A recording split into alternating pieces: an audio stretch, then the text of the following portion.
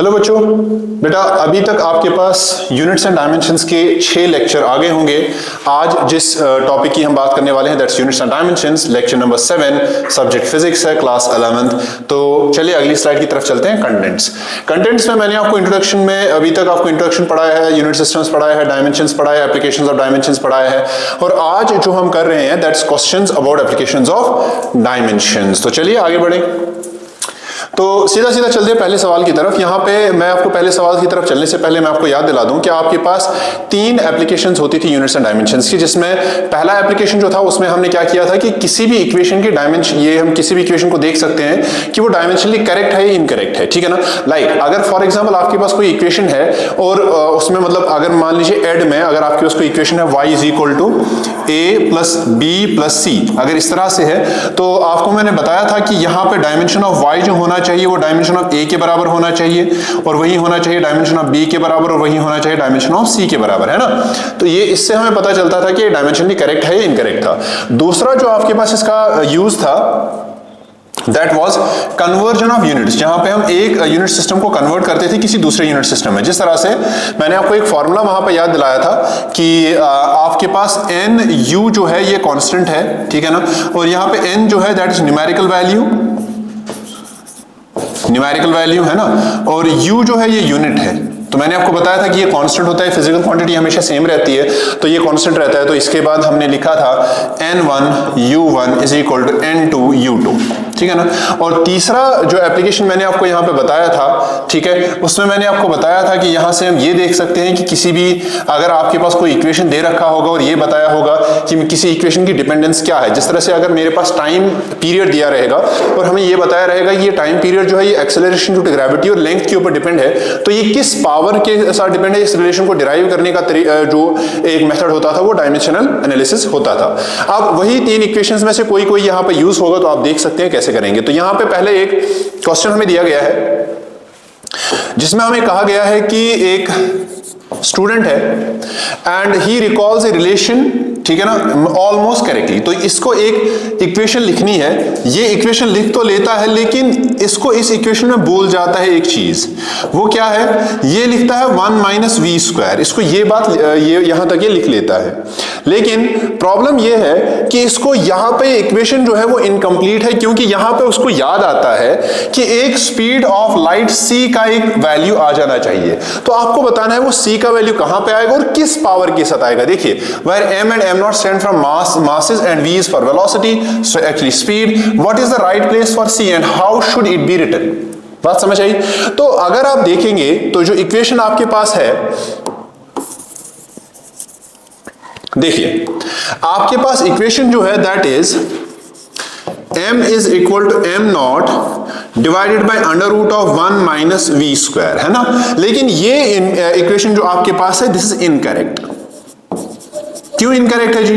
Incorrect इसलिए है क्योंकि यहां पे c का एक वैल्यू आना चाहिए, c का एक टर्म आना चाहिए स्पीड ऑफ लाइट का, और वो हमें नहीं पता कहां आना चाहिए। तो अगर आप यहां पे देखेंगे आपके पास ये जो m है ना, दिस m, मैं आपको इस इक्वेशन के बारे में थोड़ा सा आइडिया भी दे दूं कि इक्वेशन आता कहां से है। This is called as relativistic mass और this is called as rest mass. मतलब कहा जाता है कि अगर आप किसी भी ऑब्जेक्ट को हायर वेलोसिटीज के साथ चलाने लग जाएंगे तो इसका मास जो है वो इंक्रीज होने लगता है, तो इसीलिए इसको बोला जाता है रिलेटिविस्टिक मास, यानी कि mass with respect to velocity. This is called as rest mass, और ये जो है ये वेलोसिटी ऑफ ऑब्जेक्ट है, v जो है this is velocity of object, और आपके पास जो c है that is velocity of light, जो क्वेश्चन में दिया है, ठीक है। अब अगर आप देखें यहां पे ये चीजें आपको याद रखने की जरूरत नहीं है, मैंने एक जनरल इंफॉर्मेशन आपको बता दिया। अगर आप यहां पे देखें आपके पास m जो है that is m not divided by under root of 1 minus we square by C square. तो हमारे पास डायमेंशनल एनालिसिस के सही होने के लिए आपके पास now according to principle of homogeneity, ठीक, प्रिंसिपल ऑफ होमोजेनिटी के हिसाब से डायमेंशन ऑफ m जो है that should be equal to dimension of m not divided by under root of 1 minus we square by C square. सही। अच्छा, यहां पे अगर आप देखेंगे ये टर्म जो है ना ये डिफरेंस में है, तो क्या मैं इसी तरह से यहां पे लिखूं, also dimension of 1 should be equal to dimension of v square. बेटा ये डायमेंशन ऑफ 1 क्या है? डायमेंशन ऑफ 1 तो ये तो डायमेंशन लेस है, तो मतलब यहां पे आएगा इसके पास m0 l0 t0। तो यहां पे क्या डायमेंशन आपके पास, अगर मान लीजिए कि मुझे यहां पे डिवाइड करना है, इसको मैं x कर देता हूं, तो इसका मतलब मेरे पास 1 का जो डायमेंशन है वो सेम होना चाहिए किसका? Dimension of v square divided by x का। ठीक, तो इसका मतलब आपके पास dimension of v square divided by dimension of x जो होगा वो डायमेंशन लेस, ये पूरी क्वांटिटी डायमेंशन लेस होनी चाहिए। तो डायमेंशन ऑफ x जो होगा बेटा, that will be dimension of v square divided bye m0 l0 t0। तो इसका मतलब जो डायमेंशन ऑफ x होगा बेटा वो क्या होगा, जरा देखो तो, v का डायमेंशन आपके पास है lt-1, और अगर आप देखेंगे एक स्क्वायर भी है साथ में तो स्क्वायर करेंगे, और नीचे आएगा आपके पास m0 l0 और t0। तो इसका मतलब डायमेंशन ऑफ x जो है that is dimension of l2 t-2। मतलब अगर आप देखेंगे तो ये वेलोसिटी का स्क्वायर है, तो मतलब x जो होना चाहिए, अगर ये c है स्पीड ऑफ लाइट, तो इसका मतलब x होना चाहिए मुझे स्पीड ऑफ लाइट यहां पे, लेकिन सिर्फ उतना ही नहीं, इसका c स्क्वायर का डायमेंशन होना चाहिए। तो मतलब जो x है ये c स्क्वायर है। तो मुझे बताइए करेक्ट रिलेशन क्या होगा आपके पास, m is equal to m not divided by under root of 1 minus v square by c square. क्या बेटा आपको बात समझ में आ रही है? तो एक बार वीडियो को पॉज करके इसको लिखो, हम आगे बढ़ते हैं। चलिए आगे बढ़ते हैं अगले क्वेश्चन की तरफ। नेक्स्ट क्वेश्चन आपके पास बहुत ही सीधा सा है। इसमें आपको कहा गया है कि एक इलेक्ट्रिक फील्ड का फंक्शन है E is equal to, electric field एक चीज होती है जो आप 12th में पढ़ोगे, वैसे आपने आई थिंक 10th में भी पढ़ी होगी ये चीज। इलेक्ट्रिक फील्ड को यहां पे बताया गया है कि electric field is written as a divided by x cube I cap plus by j cap plus c z square k cap। आपको बताना है यहां पे then what is the SI units of a b and c respectively। तो देखते हैं कैसे। बेटा क्या हम जानते हैं according to principle of homogeneity,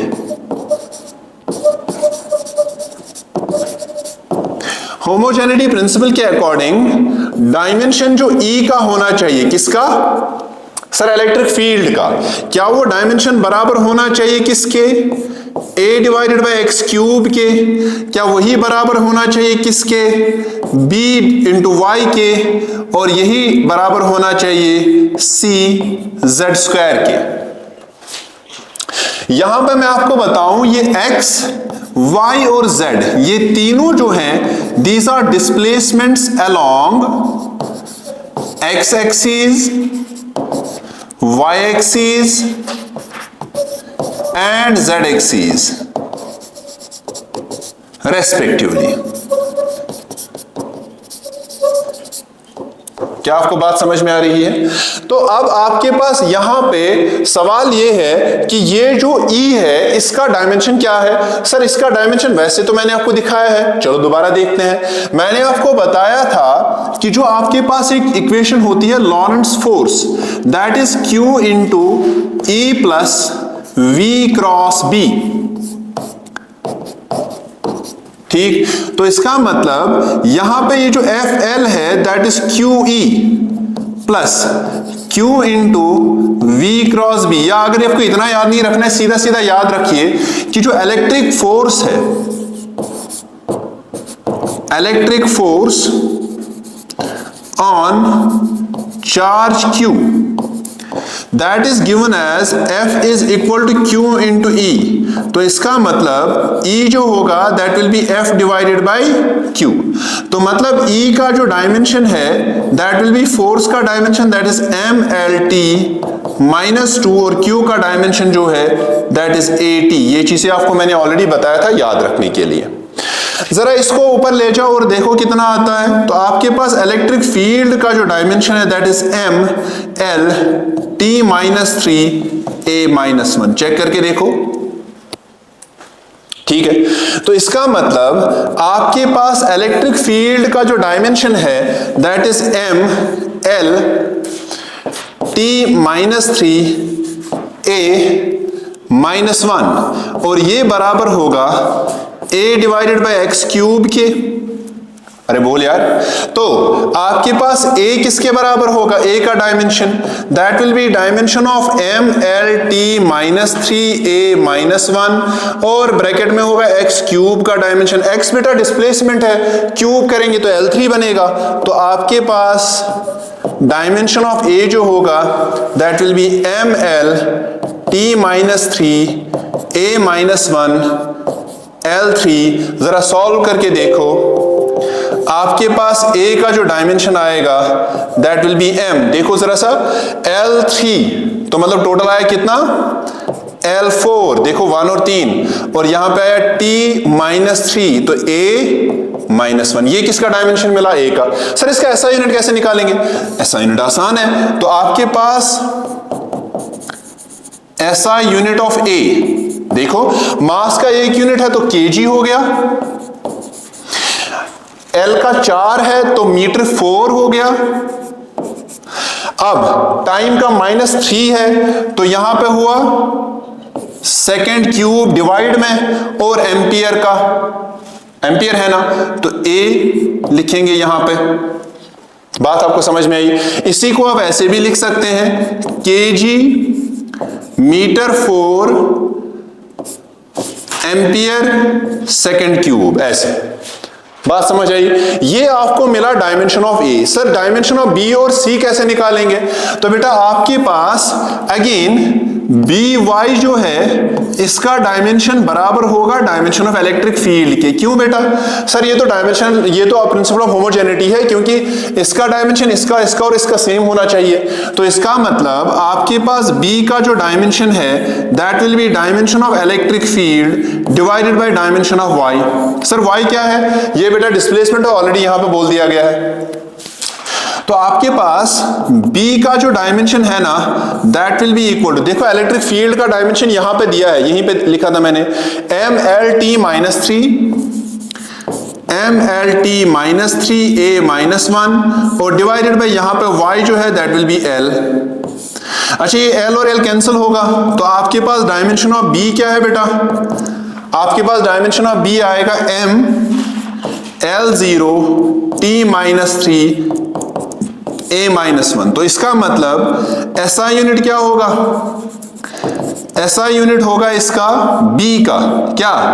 मास का केजी। अब लेंथ का पावर 0 है तो है ही नहीं, तो टाइम आपके पास पर सेकेंड क्यूब एंड एम्पियर। या मैं यूं लिखूं आपके पास B जो आएगा दैट विल बी केजी पर एम्पियर सेकेंड क्यूब। क्या आपको बात समझ में आ रही है? ठीक, तो ये आ गया आपका SI यूनिट ऑफ B। अच्छा SI यूनिट ऑफ A कैसे निकालेंगे जी? अब ये वाला इसका जो ये लास्ट कॉलम है एक बार अगर आप लिखना चाहते हैं वीडियो को पॉज करके लिखो, मैं ये वाला हटा के इसको C का निकालूंगा। चलो अब यहां पे आपके पास जो C का डायमेंशन है, C का डायमेंशन निकालने के लिए दोबारा हम यही चीज यूज करेंगे। सर क्या चीज यूज करेंगे? प्रिंसिपल ऑफ होमोजेनिटी, क्योंकि हमारे पास डायमेंशन हर एक क्वांटिटी का क्या होना चाहिए जी? सेम होना चाहिए। तो dimension of CZ² will be equal to dimension of E, that will be equal to M0, sorry dimension of E क्या है बेटा? अभी यहां पे सॉल्व किया है, अगर आप पीछे देखेंगे थोड़ा सा देखो ML-T-3A-1 तो ML-T-3A-1। तो मुझे बताइए क्या आपके पास C का जो डायमेंशन होगा that will B ML-T-3A-1 divided by z square. Sir z क्या है बेटा? z डिस्प्लेसमेंट है, और इसका डायमेंशन क्या आता है? L2। तो आपके पास ml t minus 3 a minus 1 divided by L2। ये यहां पे कैंसिल होगा कुछ, है ना? तो आपके पास आया m l minus 1 t minus 3 a minus 1। So what's the SI unit for this? So SI unit of C, so that will be mass का kg, लेंथ, अब देखो ये सारा का सारा डिवाइड में जाएगा, तो मीटर, एम्पियर और सेकंड क्यूब, तो ये आएगा इसका SI यूनिट। अरे यार kg देखो ये सारा का सारा लेंथ डिवीजन में जाएगा तो मीटर, एम्पियर डिवीजन में जाएगा एम्पियर आएगा, और टाइम डिवीजन में आएगा सेकंड क्यूब आएगा। क्या आपको बात समझ आई? So this will be the SI unit of C, this is SI unit of B and this is SI unit of A। Video को पॉज करो, इसको लिखो, आगे बढ़ते हैं। अगला सवाल, अब ये वाला सवाल जो है this is the different category of questions, जहां पे देखो अभी तक आपके पास मान लीजिए you had for example MKS system of units, FPS system of units, SI unit system, है ना? Now what will happen if the examiner tries to make a system of units of its own, of his own? No, for example there is a question in which the examiner does what? He considers force, velocity and time to be fundamental units. Now we don't have any unit system where we have force, velocity and time as fundamental units. So now what do we do? Now in this question the examiner has put up an imaginary set of units in which there is force, velocity and time as fundamental units. Now you will have to calculate the dimensions of mass. Now remember यहाँ पे mass जो है ये एक fundamental unit है, लेकिन किसके हिसाब से? SI unit system के हिसाब से, इसके हिसाब से नहीं। इसके हिसाब से तो फोर्स, वेलोसिटी और टाइम फंडामेंटल है, तो उसके हिसाब से ही हम करेंगे। तो देखते हैं कैसे। आपके पास फंडामेंटल यूनिट्स जो है ना,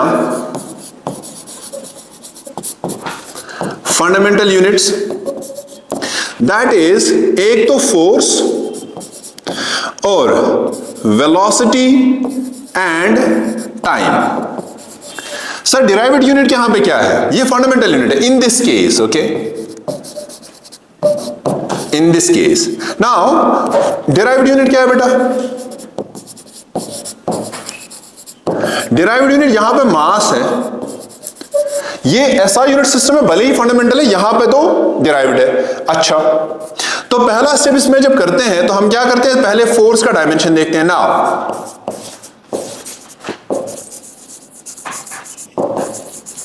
डायमेंशंस ऑफ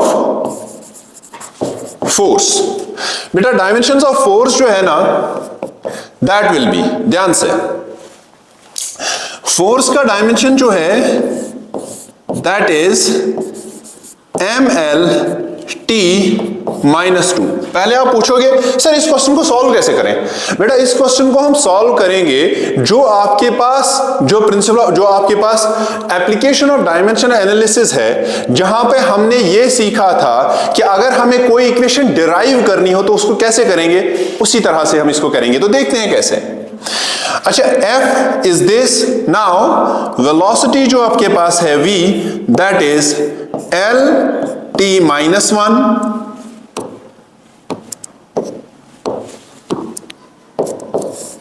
और आपके पास जो टाइम है इसका डायमेंशन आपको पता ही है T, और मास का फंडामेंटल SI यूनिट सिस्टम्स में क्या है? That is M।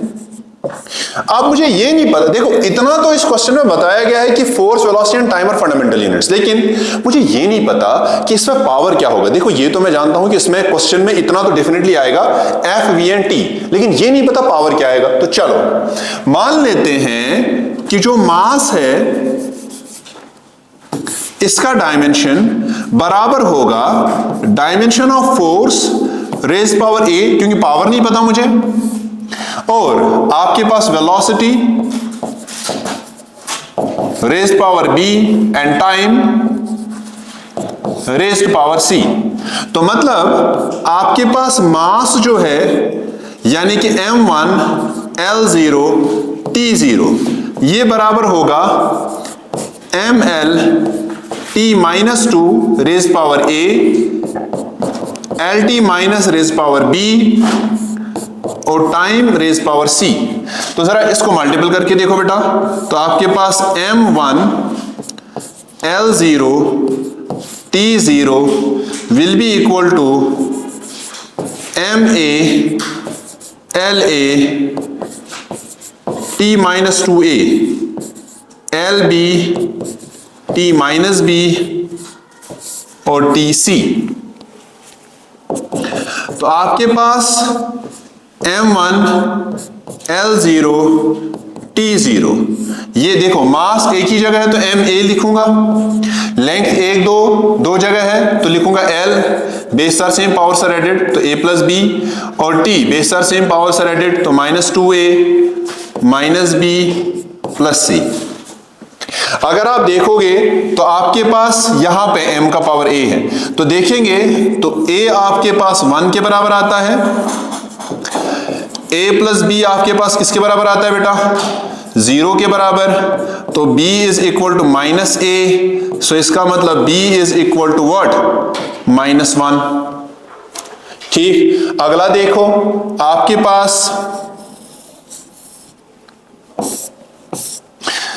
Pass -2a minus b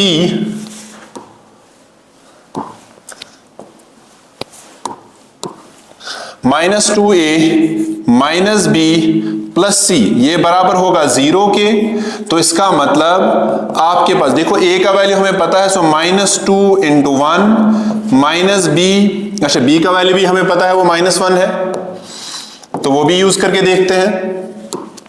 तो b का value -(-1 plus c is equal to 0, तो इसका मतलब -2 plus 1 plus c is equal to 0, तो -1 plus c is equal to 0, तो c इज इक्वल टू,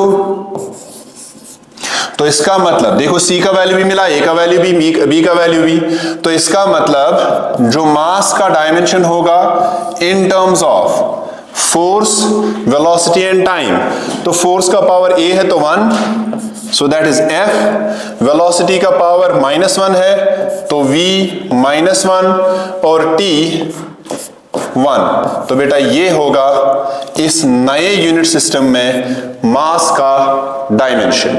एक बारी इस लेक्चर को यहाँ पे इस स्लाइड को पॉज करो, स्टेप बाय स्टेप इनको ट्रेस करो और देखो, अगर कहीं पे कोई गड़बड़ होती है या कहीं पे समझ में नहीं आया हो तो एक बारी रिट्रेस करो और समझने की कोशिश करो, और साथ साथ इसको लिखते भी जाओ।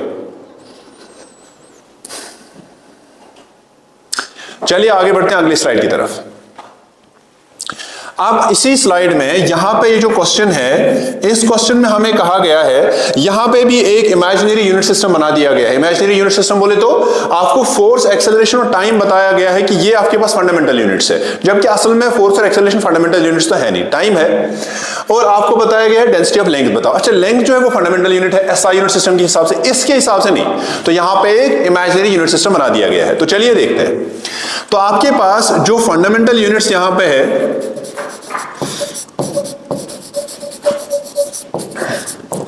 फंडामेंटल यूनिट्स, तो फंडामेंटल यूनिट्स आपके पास है, एक तो फोर्स,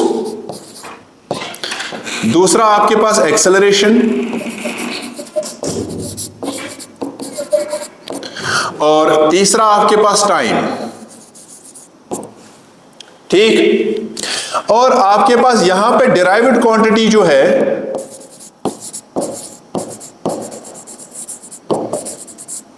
वो अगर आप देखेंगे वो लेंथ है। तो मान लेते हैं, अच्छा पहले फोर्स का डायमेंशन क्या है फंडामेंटल यूनिट्स में, लाइक ऐसा यूनिट सिस्टम वाला, तो ml t-2। अच्छा एक्सेलरेशन का बोलो तो lt-2। अच्छा टाइम का बोलो तो,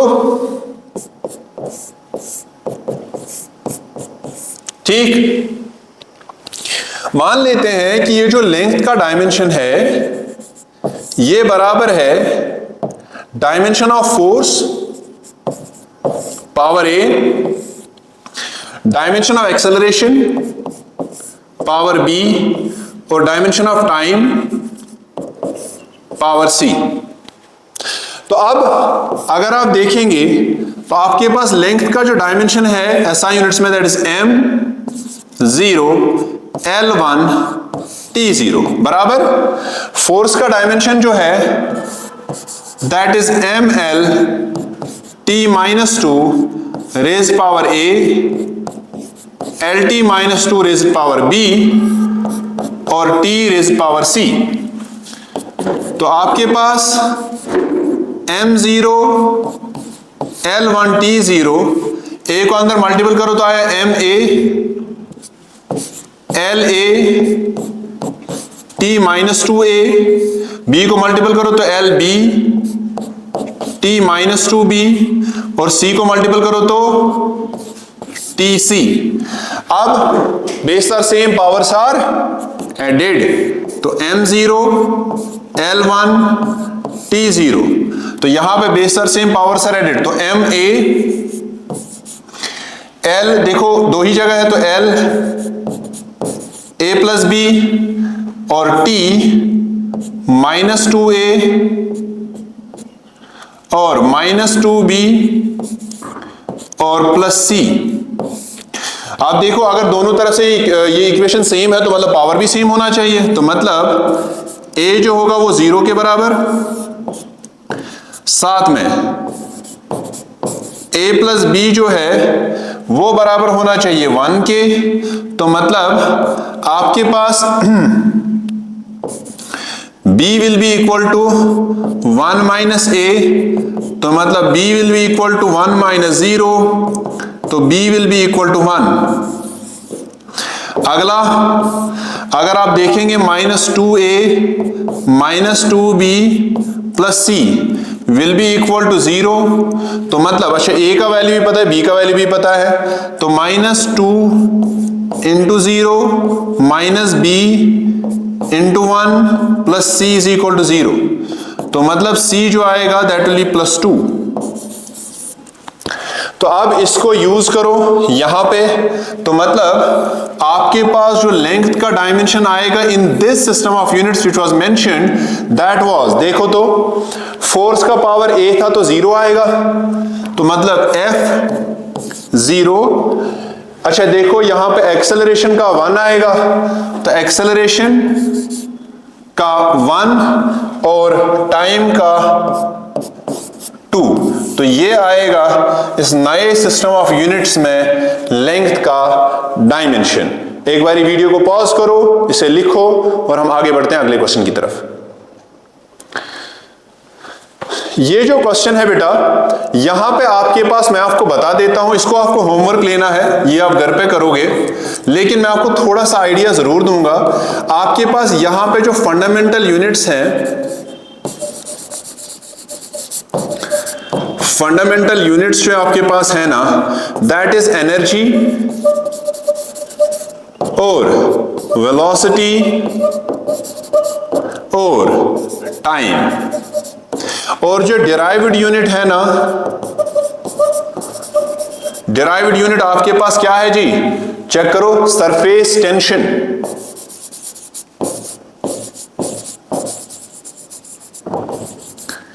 तो सरफेस टेंशन वैसे आपके पास फोर्स पर यूनिट लेंथ होता है, शायद होता है।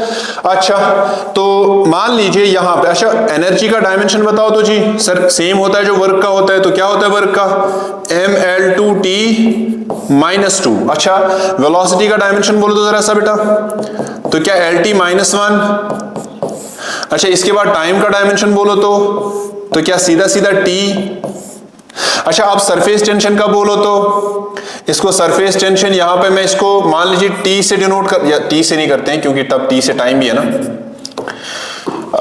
सरफेस टेंशन को चलो S से डिनोट करते हैं, तो इसका S जो है that is force per unit length, so that is mL_T-2 divided by L, है ना, लेंथ का L है ना, तो वो आ गया आपके पास mT-2। तो ये किसका डायमेंशन हुआ? सरफेस टेंशन का। अच्छा, क्वेश्चन के हिसाब से हमें कहा गया है कि सरफेस टेंशन का जो डायमेंशन है वो बराबर होगा, देखो इसमें कौन कौन सी quantity, energy, velocity and time. तो एक तो एनर्जी का पावर a मान लीजिए, वेलोसिटी का पावर b मान लीजिए, टाइम का पावर c मान लीजिए। तो मतलब सरफेस टेंशन का डायमेंशन mt-2 है, इसको मैं लिखूंगा ml0 t-2, सही। और यहां पे एनर्जी का डायमेंशन जो है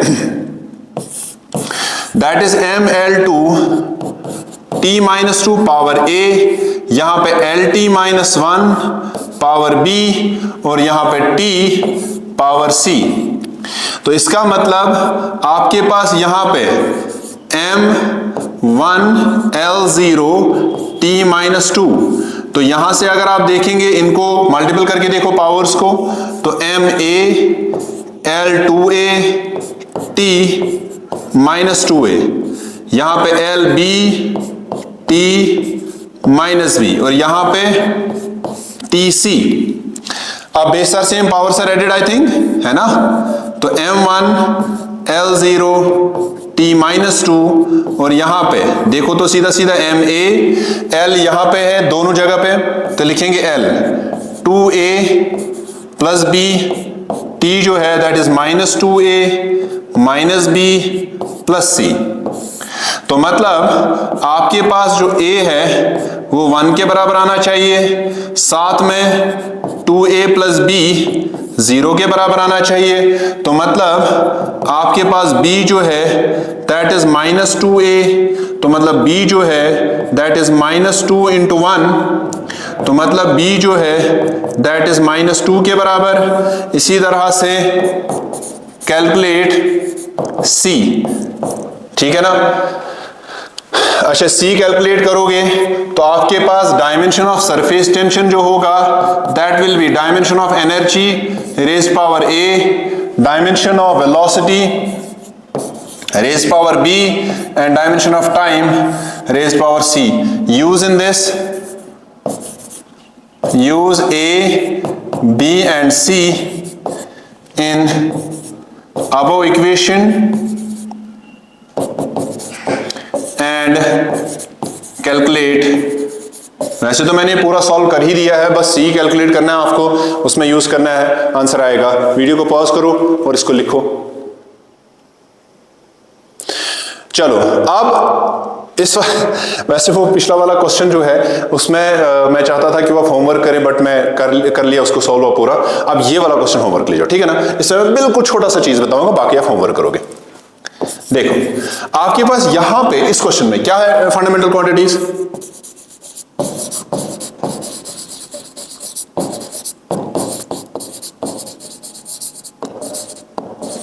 फंडामेंटल क्वांटिटीज आपके पास सबसे पहले वेलोसिटी है, एक्सेलरेशन है और फोर्स है ना। अच्छा, एक्सेलरेशन को यहां पे कैपिटल ए से डिनोट किया गया, वो देख लेना, ठीक है ना। वेलोसिटी ये v से डिनोट किया गया है और ये a से डिनोट किया गया है और ये f से डिनोट किया गया है। अब हमारे पास डायमेंशन ऑफ यंग्स मॉडुलस। तो यंग्स मॉडुलस होता क्या असल में, ऐसे डिनोट किया जाता है ना। So it's actually longitudinal strain, longitudinal stress divided by longitudinal strain, है ना। तो मैं सीधा सीधा लिखूं स्ट्रेस डिवाइडेड बाय स्ट्रेन। वैसे तो लॉन्गिट्यूडनल स्ट्रेस में लॉन्गिट्यूडनल स्ट्रेन होता है, स्ट्रेन जो है दैट इज डायमेंशनलेस क्वांटिटी, तो स्ट्रेस जो है that is force per unit area. तो आपके पास आएगा ये mlt-2, ठीक है ना। फोर्स पर यूनिट एरिया है तो आपके पास आएगा L2 और ये जो है ये दिस इज डायमेंशनलेस हियर।